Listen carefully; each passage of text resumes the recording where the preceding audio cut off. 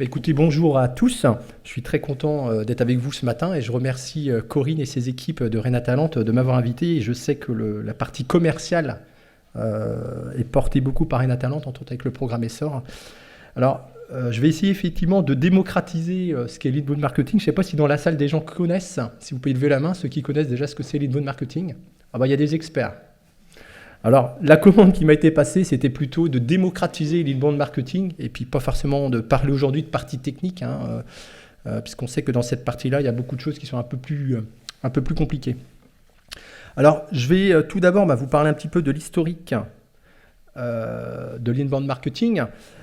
Et donc, je dois vous parler de Seth Godin, qui a publié un livre, on est dans les années 2000. Alors, c'est un petit peu vieilli, mais il y a des idées assez intéressantes. Et entre autres, en fait, Seth Godin, qui est en fait un entrepreneur américain et qui était le directeur marketing direct de Yahoo, en fait, il a popularisé le thème du marketing par permission. Et c'est vrai que cette thématique est très importante pour comprendre l'esprit de l'inbound marketing. En fait, c'est un mode d'approche de communication et de publicité qui demande en fait la permission aux personnes ciblées. Et donc, c'est extrêmement important. C'est-à-dire que la finalité, globalement, du marketing par permission, c'est d'inciter le client à entrer, puis accepter un niveau de permission croissant. Et donc, en fait, on va demander donc un consentement à ce prospect, à ce client, par rapport à un produit de marque via du marketing relationnel. Alors, c'est vraiment des notions importantes parce que c'est effectivement ce qu'on retrouve un petit peu sur Internet aujourd'hui, qui je dirais, on a beaucoup de publicité intrusive. Il y a un rejet, globalement, de tout ce qui est intrusif. Et donc, on est dans un mode de permission. Et c'est bien la naissance de l'inbound marketing. On est dans les années 2000. Vous avez un événement, un deuxième événement qui est assez important. C'est effectivement en 2006.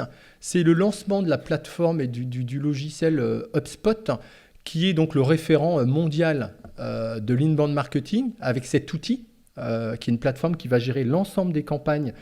Et en plus, je dirais qu'HubSpot a apporté la vraie méthodologie de l'inbound marketing. Donc, vous avez les deux créateurs qui sont présents. Et puis, 2012, vous avez Arnaud Ranou de MakeChef.com qui a importé l'inbound marketing des États-Unis en France et à Rennes. Donc, c'est vraiment les trois événements, je dirais, majeurs qui marquent un peu l'histoire avec, je dirais, une histoire bretonne. Alors, on est dans un monde qui évolue. Vous le savez tous et puis on le vit tous. J'ai fait un parallèle un petit peu entre ce qui se passe avec le consommateur, le particulier, et puis ce qui se passe dans l'entreprise. Vous le savez, les réseaux sociaux sont venus dans l'entreprise par le particulier. C'est lui qui a insufflé les réseaux sociaux dans l'entreprise. Aujourd'hui, 78% des Français possèdent un smartphone. La conséquence, c'est que si votre site internet n'est pas responsive, il n'est plus référencé par Google. 93% des acheteurs B2B, et l'inbound marketing est plutôt une solution B2B que B2C, recherchent des informations sur Google avant d'aller en rendez-vous en clientèle. Et puis parallèlement, on a un décalage qui est encore existant, c'est que vous avez une entreprise sur deux qui n'a pas de site internet, et vous avez 73% des TPE-PME qui ne sont pas sur Facebook, en page entreprise. Donc on voit bien qu'on a un décalage qui existe. Le consommateur va plus vite que l'entreprise. Alors, on a l'essor des réseaux sociaux. Vous le savez tous, vous les utilisez. Twitter, c'est 12 millions d'utilisateurs mensuels en France. YouTube, c'est 24 millions. Et Facebook, c'est 31 millions. Donc, on a un essor et donc un changement du comportement qui est lié aussi à l'essor globalement des réseaux sociaux. Les socionautes, comme on les appelle aujourd'hui, passent 2 heures en moyenne sur les réseaux sociaux. Donc je ne sais pas quelles sont vos pratiques, mais très rapidement, on est dans un temps assez conséquent. D'ailleurs, on a un peu de mal du coup à faire la morale à nos enfants qui passent du temps sur les écrans parce qu'on n'est pas des modèles. On est dans un monde connecté partout, au bureau, à la maison, au lit, pendant le petit déjeuner, dans le transport, aux toilettes, et éventuellement pendant les conférences. En sortie, on est connecté partout, tout le temps, dans tous les lieux. Le mode de consommation évolue. Avant, j'allais acheter principalement dans des magasins, dans des enseignes. Aujourd'hui, globalement, j'achète avec mon smartphone, j'achète sur mon ordinateur. Donc très clairement, on a une rupture qui est en train de se faire entre le commerce traditionnel et puis le commerce digital. Et puis quand il n'achète pas en ligne, il se renseigne ou on se renseigne, on fait des recherches, on compare. On est très clairement sur le web pour faire toutes nos recherches. Google, c'est plus de 2 milliards de requêtes par an. C'est, je dirais, toutes les secondes, c'est 63 000 recherches. Et je ne sais pas si vous avez remarqué donc à TF1, sur les 3 derniers journaux télévisés du dimanche, ils tapent la requête des hommes politiques qui se présentent au présidentiel pour mesurer, du coup, ce qui a été le plus cherché par les internautes et pour donner en fait une sorte de baromètre en disant tiens, cette semaine, c'est Hollande qui a été beaucoup plus cherché sur ce qu'il proposait. Donc on voit bien que même aujourd'hui, les journalistes utilisent ça comme un baromètre, tellement que ça a pris de l'ampleur. Voilà. Alors tout ça pour arriver au parcours client qui change. Je pense que vous le connaissez sans doute pour les experts. C'est Google qui le présente, mais je pense que c'est vraiment extrêmement important de se redéfinir ce parcours client. Donc avant, on va dire que c'était dans les années 2000, jusqu'en 2005, vous aviez 3 étapes dans le parcours d'achat. Vous aviez la stimulation du besoin, vous aviez l'acte d'achat, qu'on peut appeler le moment de vérité, et puis vous aviez l'expérience client. Alors je vais me permettre de prendre un exemple, je vais prendre une Clio. Vous aviez donc la stimulation du besoin si vous aviez du 4x3 qui faisait la promotion de la sortie de la nouvelle Clio, de la presse. Et puis du coup, ça donnait envie au consommateur d'aller acheter sa Clio. Alors il allait souvent sur la porte ouverte. Ensuite, il y avait l'acte d'achat, le moment de vérité. Il achète sa voiture en concession. Et puis, je dirais l'expérience client, il roule avec. Alors il se dit soit c'est super, c'est ce que j'attendais, soit il vibre sur la 4 voies, c'est moins bien. Bon voilà. Donc on est sur ces 3 étapes du parcours client. Aujourd'hui, très clairement, le parcours client, c'est 5 étapes. Première étape, je suis toujours sur la stimulation du besoin. Donc on va retrouver le 4x3, la presse, etc. On va aussi retrouver beaucoup de communication sur le web, puisqu'aujourd'hui 20% des dépenses publicitaires sont dans le digital. Donc la stimulation du besoin va aussi passer par le digital, donc le display, les bannières et les publicités sur le digital. On va retrouver une nouvelle étape qui est en fait la recherche et la prise de décision. C'est-à-dire qu'aujourd'hui, et vous-même, vous êtes sans doute dans cette approche-là, je vais aller comparer sur Internet, je vais aller regarder les forums, je vais regarder les avis et je vais prendre ma décision. J'ai une petite anecdote. Mes beaux-parents, ils ont acheté une machine à laver il n'y a pas très longtemps. Ils ont été à Darty, ils ont dit on veut celle-là. Ils ont regardé la taille, tout ce que ça faisait. Ils ont 70 ans. Donc j'étais un petit peu scotché. On est bien dans cette étape-là. Je recherche, je prends ma décision. Je retrouve donc le moment de vérité qui est l'acte d'achat. Donc je vais chez Darty, je vais en concession. Alors, un des changements, c'est que le commercial ne peut plus traiter l'acheteur comme il le traitait avant. Si vous allez chez Darty, que vous avez comparé toutes les enceintes qui existaient et que vous savez exactement que vous voulez la marque Bose avec telle puissance et que le commercial vous traite comme si vous ne connaissiez rien, ça va être compliqué. Donc, il y a un vrai changement aussi de l'attitude du commercial à avoir intégré des consommateurs qui sont très informés, qui ont comparé et qui, des fois, ils en savent un peu plus que lui. Et donc ça, c'est un vrai changement. On retrouve effectivement donc l'acte d'achat et vous allez avoir l'expérience client. J'essaye mon produit, voilà, il est bien. Et puis 5e étape, c'est qu'en fait, je vais aujourd'hui partager ce que je vis dans mon expérience client sur les réseaux, avec l'évolution des réseaux sociaux. Donc je vais dire, le truc, il est nul, ça marche pas, etc. D'où aussi une étape importante pour l'entreprise, c'est l'e-réputation. C'est essayer de quelque part d'avoir des avis positifs sur les produits. Puisqu'en fait, le partage d'expérience va revenir dans la phase de recherche et de prise de décision, puisque ça va remonter, et donc ça va me casser les ventes. Donc on est vraiment dans une évolution forte. Le digital a complètement transformé le parcours d'achat, et aujourd'hui, très clairement, on doit tenir compte de ça. Alors, l'inbound marketing, hormis ce terme un peu barbare qui je vois bien, est nouveau. On est dans le time to market. Ça existe, vous l'avez vu, hein, ça existe, on va dire que c'est mature depuis plus de 10 ans aux États-Unis. Ça arrivait en France dans les années 2012. Ça a mis un petit peu de temps parce que les logiciels étaient aujourd'hui plutôt américains, HubSpot. Et puis aujourd'hui, il y a des vraies solutions françaises. Et donc aujourd'hui, c'est parti, on est vraiment au bon moment. Ça va se développer fortement en France et ça vient répondre au changement profond du consommateur. Alors, l'inbound marketing, c'est une stratégie digitale.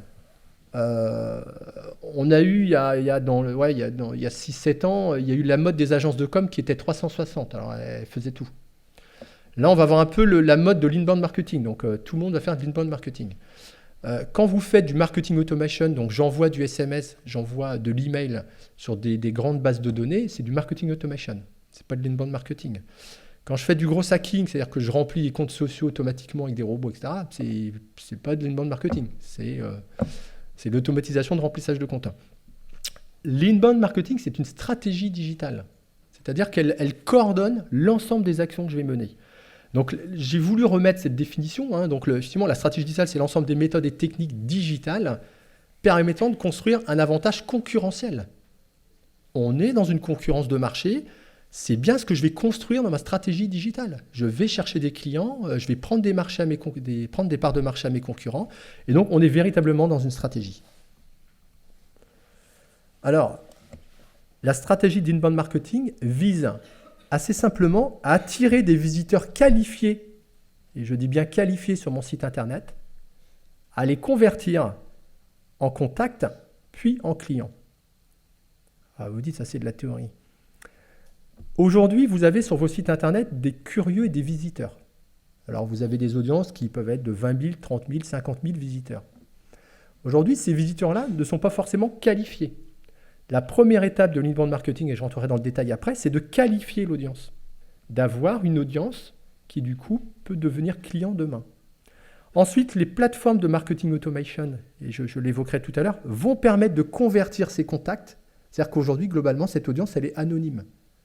Je vais la rendre connue. Donc, je vais convertir une partie de mon audience en contact. Et derrière, je vais conclure dans une méthode, une relation commerciale digitale pour avoir des clients. Alors globalement, elle articule une douzaine de compétences. C'est-à-dire qu'on va retrouver toutes les compétences du digital. Ça va de l'accompagnement stratégique au référencement, à l'ergonomie du site, au contenu qu'on va mettre sur le site, à la gestion des réseaux sociaux, aux outils de CRM qui vont être liés à la stratégie qu'on a. Et donc, on vient bien coordonner l'ensemble des actions qu'on fait. C'est-à-dire qu'aujourd'hui, souvent, vous avez des pratiques, et sans doute des bonnes pratiques, en référencement, en ergonomie, mais globalement, il n'y a pas de stratégie globale qui lie le tout pour transformer les visiteurs de mon site en clients. La stratégie d'inbound marketing, c'est ça. Alors, ce qui est intéressant, c'est qu'aujourd'hui, je vous parlais de l'évolution du mode de consommation, on a une vraie évolution du média. Aujourd'hui, les médias qu'on utilisait, c'était la presse, c'était l'affichage, etc. Aujourd'hui, on devient son propre média dans une stratégie d'inbound marketing. C'est-à-dire qu'en diffusant du contenu personnalisé à valeur ajoutée à des prospects cibles sous différents formats, articles de blog, e-book, tutoriels, webinaires, je vais en fait devenir mon propre média tout le temps à destination du client final. Ma stratégie très clairement d'inbound marketing, c'est pas juste de faire de la com, j'ai une stratégie de conquête client.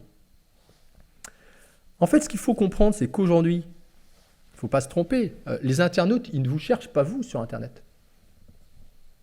Ils cherchent une réponse à leurs problématiques, très clairement.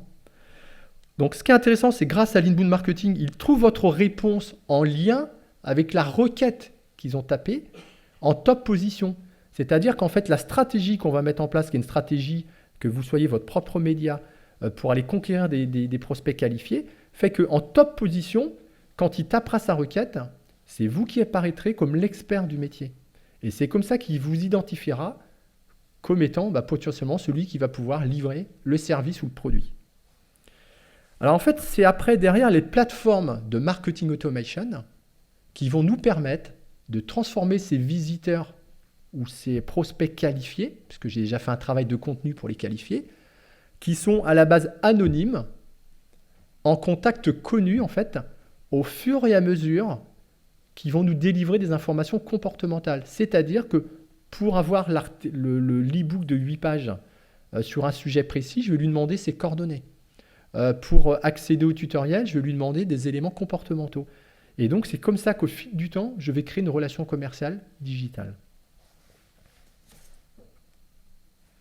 Alors, globalement, et puis Valérie en parlera, globalement, l'inbound marketing vient réinventer son entreprise avec le digital. Si je prends mon entreprise existante et puis je fais les petits réglages parce que c'est toujours un peu plus simple et puis ça me met un peu moins de bazar dans les équipes, globalement, je ne vais pas passer au digital. Je vais faire des réglages. L'inbound marketing est une solution pour réinventer l'entreprise et s'adapter aux nouveaux comportements des consommateurs, très clairement. Elle permet en fait de décloisonner le marketing et le commerce pour être plus efficace. Vous avez sans doute suivi pas mal de conférences sur les entreprises libérées. Il y a Flavie, il y a Chronoflex à Nantes. En fait, qu'est-ce qu'ils ont fait? En fait, ils ont décloisonné la production et le commerce pour, du coup, que la production soit plus proche de ce qu'attend le client et plus proche de la commande du commercial. L'inbound marketing vient clairement décloisonner le marketing et le commerce.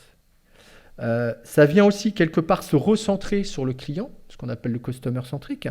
Alors pourquoi? Parce qu'en fait, souvent, on est encore trop tourné vers soi. Quand vous regardez les communications que souvent on produit, c'est j'ai fait ci, j'ai fait ça, je suis le plus beau. Oui, mais le client aujourd'hui, dans son approche digitale, excusez-moi l'expression, mais il s'en fiche. Lui, il veut une réponse à ses requêtes. Il ne veut pas quelqu'un qui parle que de soi. Donc, on vient aujourd'hui changer aussi son approche et on vient se recentrer sur ce que veut le client, très clairement. Derrière, ça demande de réorganiser sa force de vente. Là où j'avais 10 prospecteurs, il me faudra peut-être que 4-5 conseillers. C'est-à-dire qu'aujourd'hui, 99% de la prospection téléphonique, je dirais sauvage, c'est un échec. Donc aujourd'hui, j'ai besoin de moins de prospecteurs puisque les clients en inbound marketing viennent à moi par mon expertise, mais j'ai besoin de commerciaux plus affûtés et qui sont en capacité de répondre à un client qui a un fort niveau de connaissance. Donc, très clairement, on vient réinventer le digital.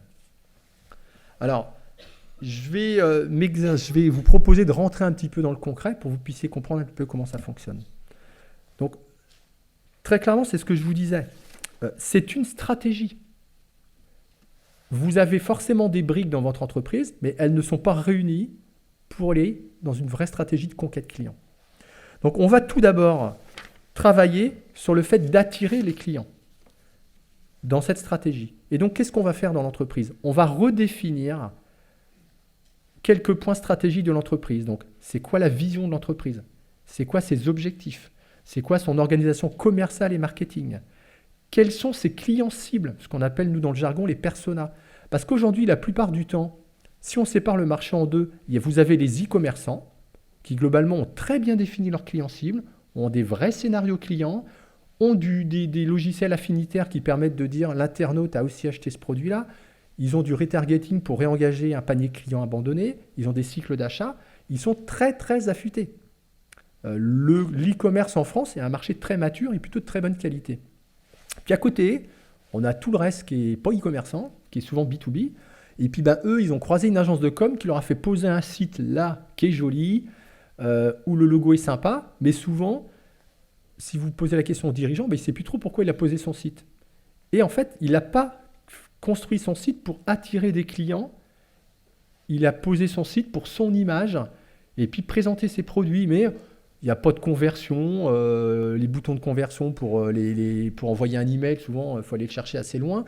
Et donc voilà, il y a un vrai changement qui se passe, c'est qu'il y a les e-commerçants qui ont largement développé des technologies et vous avez le reste du marché qui a plutôt posé son site pour faire un site, entre guillemets, souvent vitrine. Donc ce qu'on va faire, on va complètement redéfinir les clients cibles, mais précisément, c'est une des stratégies de l'inbound marketing, c'est-à-dire qu'en fait, je vais dire, je vais prendre un prénom, Jacques, c'est un des clients cibles de l'entreprise, par exemple Artefacto, il a 40 ans, il a 2 enfants, voilà ses pratiques web, voilà ce qu'il attend en termes de requêtes. Et donc, on va faire des analyses des requêtes. Vous savez qu'aujourd'hui, on peut suivre les chemins des internautes sur notre site internet avec Google. Donc, on va travailler tout ça pour avoir une vision très claire de la vision de l'entreprise, de son organisation, de ce qu'il faut réinventer pour être efficace et de qui on veut toucher et comment on veut le toucher. Et ça va nous permettre derrière d'avoir une vraie ligne éditoriale avec des supports choisis pour aller conquérir les clients. Première étape, on va attirer sur notre site des visiteurs qualifiés. Il ne s'agit pas de se dire j'ai 40 000 visiteurs, je veux atteindre 100 000. C'est un objectif, mais là, on va travailler la qualification de notre audience. Alors, comment ça va se faire ? Vous allez avoir du référencement, forcément. Vous pouvez utiliser des AdWords. En l'occurrence, aujourd'hui, je vous invite à faire des campagnes d'AdWords, puisqu'en fait, c'est le seul moyen qu'on a aujourd'hui de récupérer les requêtes, puisque Google a un peu changé la règle du jeu. Et donc, on va délivrer des contenus que veut lire notre prospect, donc, parce qu'on a fait tout ce travail de persona et donc de client cible, et on a défini une ligne éditoriale. Donc, on va délivrer des contenus sur le web en référencement naturel, mais ces contenus vont être travaillés pour être eux-mêmes référencés dans les requêtes recherchées par les internautes. Donc, c'est vraiment un référencement naturel haut de gamme, poussé, qui va nous permettre, ce que je vous disais tout à l'heure, que quand l'internaute tape la requête en lien avec notre expertise, c'est nous qui remontons en top position. Ça, c'est une des premières étapes. Derrière, on va forcément chercher de l'interaction client. Donc, on va faire des posts sur les réseaux sociaux, on va animer nos communautés, etc. Donc ça, je dirais, c'est ce qu'on va créer pour attirer l'audience qualifiée. Autre sujet, c'est la conversion. La conversion, elle va se faire sur des contenus à valeur ajoutée. Un tutoriel, un webinaire, un e-book de 8 pages sur un sujet technique. C'est là que je vais aller chercher la conversion client, toujours dans ce chemin que je suis en train de définir. Alors après, chaque chemin est un peu particulier par rapport à la problématique de l'entreprise et puis à son métier. Et on va donc retravailler l'ergonomie du site. Aujourd'hui, la plupart des sites ont une ergonomie moyenne pour convertir. Parce qu'à la base, ils n'ont pas été conçus pour ça. Ils ont été conçus pour être un site vitrine. Donc on va retravailler les chemins de l'internaute et on va retravailler notre ergonomie. On va travailler les boutons de conversion. Alors des fois, on me dit, oui, un gros bouton, c'est laid, mais bon, si ça marche, c'est principal. Le petit bouton qu'il faut aller chercher, qui est tout petit, puis attention, entre les sites en responsive, des fois, vous regardez, c'est à peine cliquable sur le smartphone, on va aller travailler notre conversion, on va travailler nos kits mail, on va travailler nos landing pages, et on va mesurer ces taux de conversion entre l'audience qualifiée qu'on arrive à capter et puis la conversion client qu'on veut faire. Ce qu'il faut comprendre, c'est que les plateformes, et je vais en présenter une tout à l'heure, automatiques, vont nous permettre de gérer la totalité des campagnes qu'on veut mener avec nos contenus personnalisés. Et vous verrez après dans le détail comment ça fonctionne. Donc, c'est elles qui vont nous permettre de délivrer en grande quantité, mais d'une manière personnalisée, les contenus qu'on veut délivrer aux clients par rapport au cycle d'achat qu'on a défini et au persona qu'on a défini. Et après, la plateforme va nous scorer les interactions avec nos prospects. Plus j'ai d'interactions, plus le score monte, donc plus le prospect lit des contenus, va chercher des books, etc., plus son score monte, moins j'ai d'interactions, plus le score baisse. Et ce qui est intéressant, c'est quand le score va augmenter, je vais envoyer des contenus plus engageants. Un rendez-vous, une proposition d'audit, une offre promotionnelle, je vais jouer l'interaction client. En fait, souvent, on me dit, l'inbound marketing, c'est barbare. En fait, on ne réinvente pas le commerce. Dans l'e-commerce, il y a commerce. Dans l'inbound marketing, c'est du marketing et du commerce. On est dans une relation commerciale comme on le fait, mais à part qu'elle est digitalisée. Donc, il faut très clairement démocratiser le sujet. C'est du business, c'est du commerce, à part qu'on utilise des outils modernes. Donc, on va aller ensuite chercher la phase de conclusion. La phase de conclusion, elle va se faire de deux façons. Soit le prospect vous appelle parce qu'il répond très clairement à l'offre, il veut un devis, etc. Soit votre force de vente, parce que le score est de 80 sur 100, et donc on va appeler ça des prospects chauds. On parle du prospect froid, tiède et chaud. Et quand il est chaud, on va transférer très clairement à la force de vente, c'est pas là mon slide, on va transférer à la force de vente le contact chaud. Et derrière, on va fidéliser. Donc fidéliser, c'est ce que vous connaissez un petit peu. On va continuer à envoyer des offres, des newsletters, Et puis, ça peut être aussi je dirais des invitations à des soirées privées, etc. On est très clairement dans le cycle commercial, à part qu'on utilise des outils modernes et avec la recherche d'interaction. Alors, ça nécessite quand même, pour avoir de l'interaction, d'avoir des bonnes notions de marketing et des bonnes idées. Parce qu'il faut aller chercher du like, il faut aller chercher des contenus. Vous êtes sur les réseaux sociaux et vous voyez bien que avant d'avoir 100, 200 engagements, faut être malin, faut bien travailler le sujet.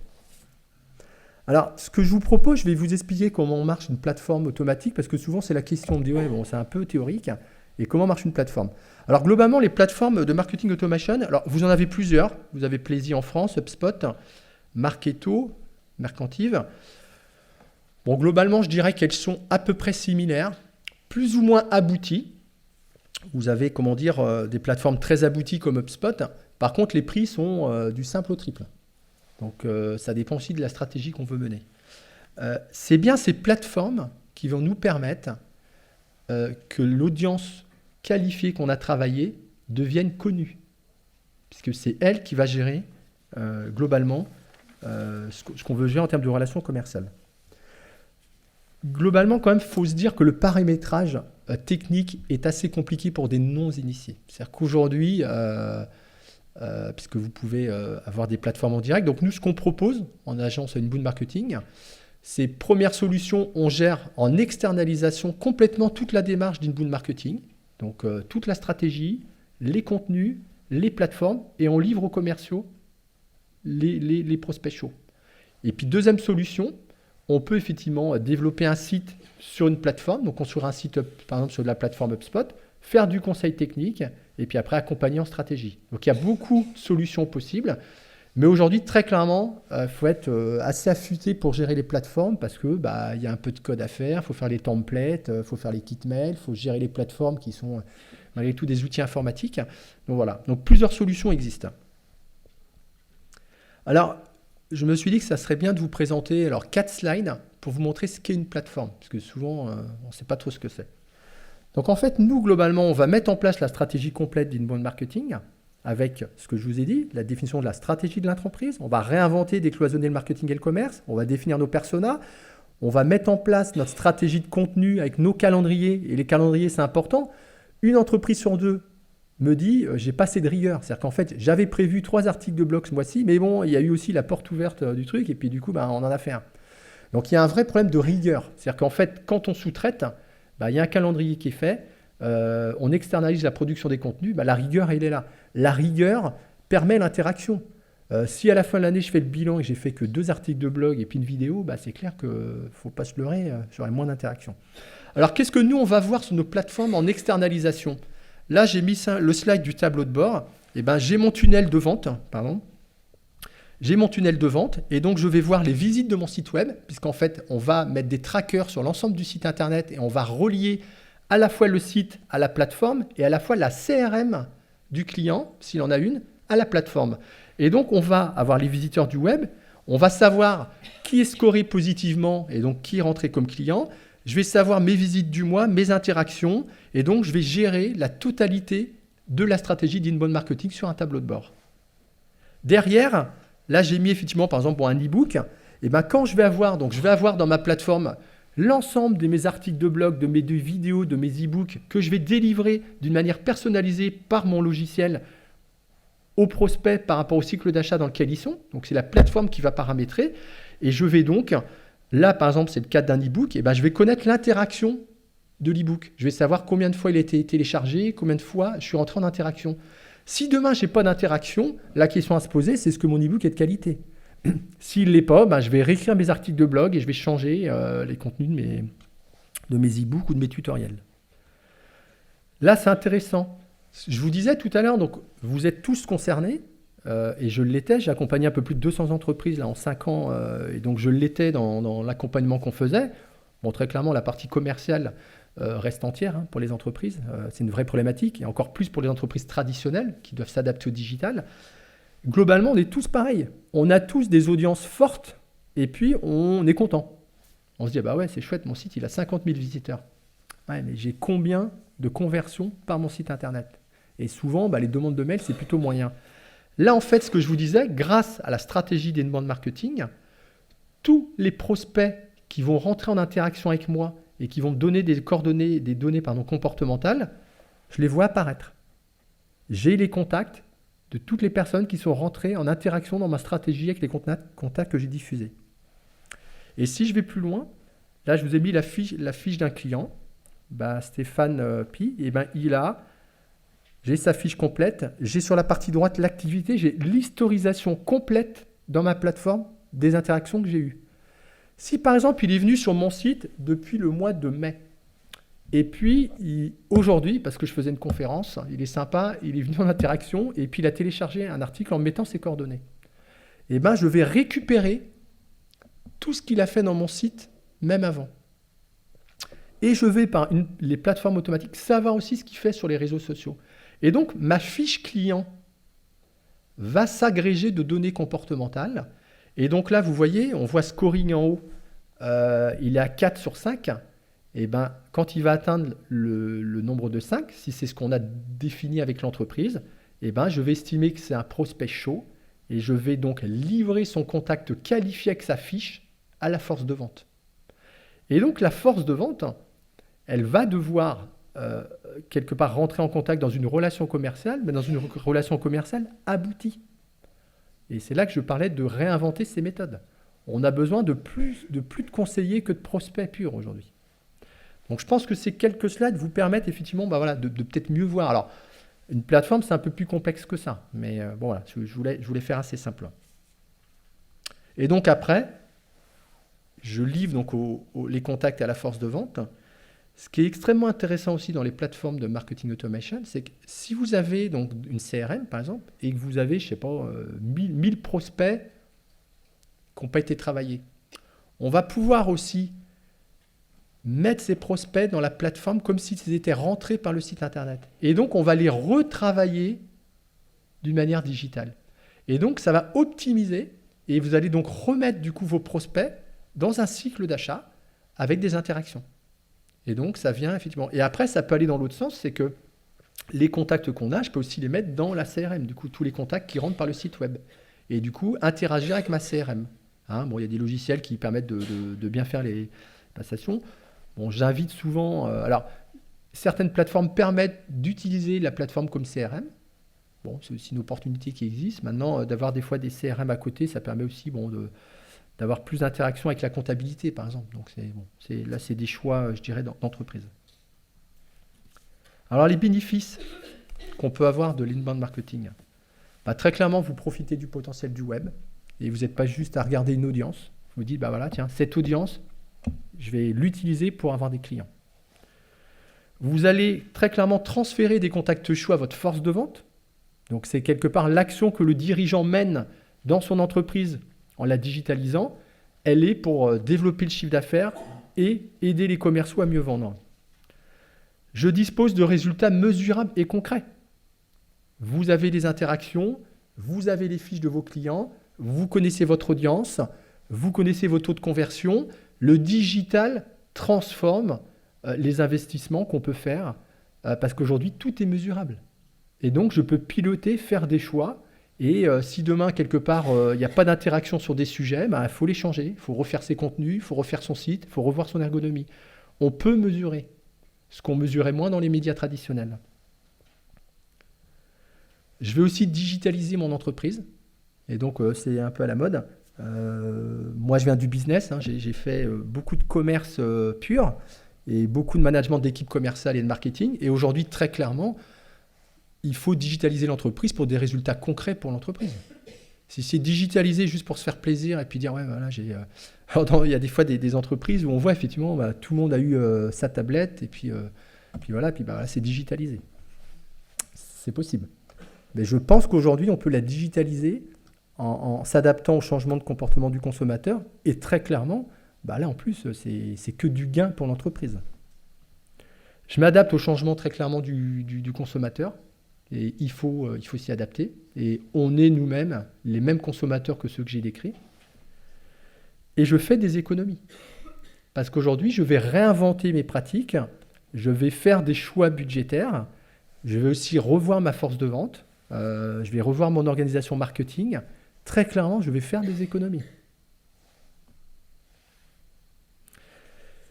Alors en fait, j'ai pris le cas de MediaVeille. Alors c'est toujours un peu compliqué de vous montrer des cas clients, on en a, mais parce qu'il faut que le client accepte. Et souvent, du coup, c'est aussi un peu le secret de l'entreprise. Alors Valérie a accepté tout à l'heure de dire quelques mots sur la stratégie qu'on va mettre en place à Artefacto. Alors j'ai pris le cas de MediaVeille, parce que Winboot est une filiale de MediaVeille. Nous, on est spécialisé en inbound marketing. MediaVeille est spécialisé dans le référencement, le web marketing, la veille, les contenus. C'est à Rennes, il y a 82 salariés, c'est un des leaders français. Voilà. Alors en fait, il y a 2 ans, le groupe MediaVeille a réfléchi à sa stratégie en inbound marketing. Donc avec une inbound marketrice qui pilote l'ensemble des actions.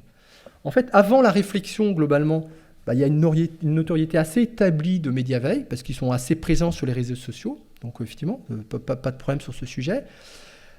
Vous avez un blog opérationnel qui est alimenté toutes les semaines d'articles de blog, de vidéos, puisque le groupe est présent sur toute la France, des articles corporels, des bilans sur les événements numériques.